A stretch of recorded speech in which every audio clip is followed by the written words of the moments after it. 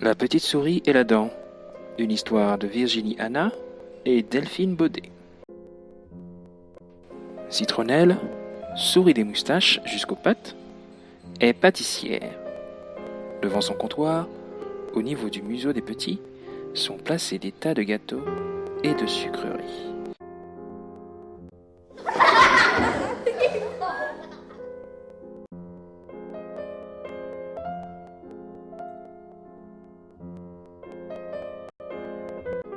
Chaque nuit, Citronnelle a une mission à accomplir. Avant de partir, elle glisse une grosse poignée de bonbons dans son baluchon. Car Citronnelle a un secret. Elle est experte en dents de lait.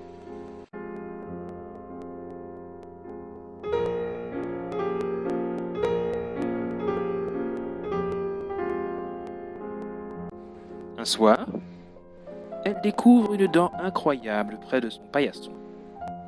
D'un œil connaisseur, elle remarque tout de suite que sa forme est différente de ce qu'elle a l'habitude de voir.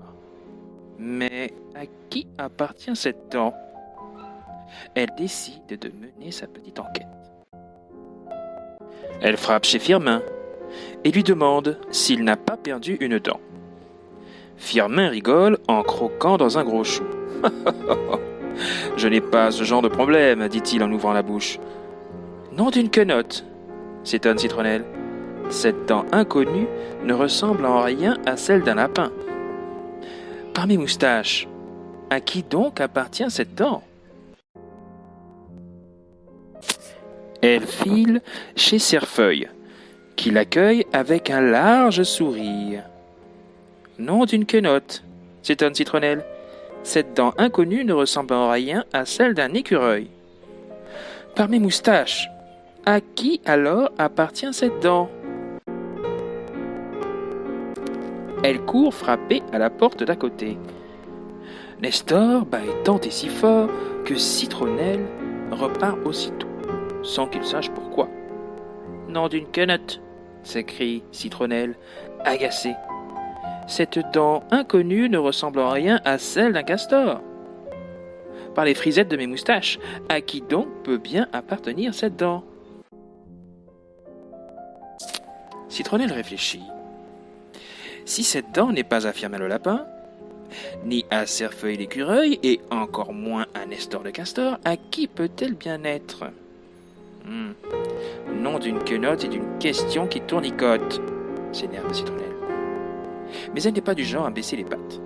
Elle fait sonner la cloche pour rassembler les habitants du village. Citronnelle scrute toutes les dentures, mais aucune dent ne manque à l'horizon. Ou en tout cas, pas de cette taille, ni de cette forme-là. Il ne reste plus que Paillasson le hérisson, qui ne fait que parler. Il n'a même pas besoin de faire un grand « Ah » en ouvrant la bouche.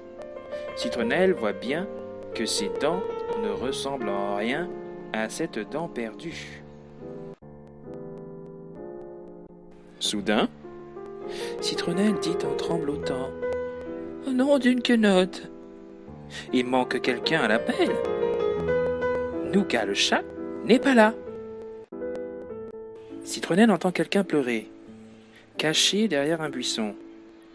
Elle s'approche et découvre Nougat, les yeux pleins de larmes. Tout en reniflant, Nougat dit tristement: « Cette dent est à moi. J'ai cru que je mangeais une croquette, mais c'était un caramel. Depuis, j'ai mal. Ma gencive est douloureuse. » Elle s'approche de Nougat. Aïe! Citronnelle essaie de ne pas se laisser impressionner. Une bouche de chat, c'est affolant quand on est une petite souris.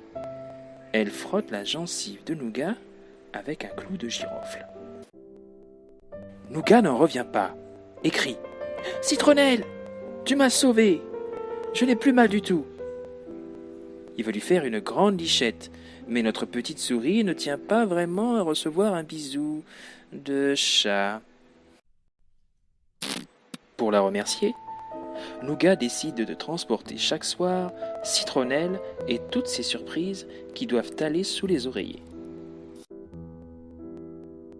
taxi-chat pour la petite souris. On n'a jamais vu ça. Et une souris dentiste pour les chats. Ça non plus, ça n'existe pas. Mais foi de citronnelle, on n'a jamais rien vu de si pratique qu'un chat et une souris qui font équipe.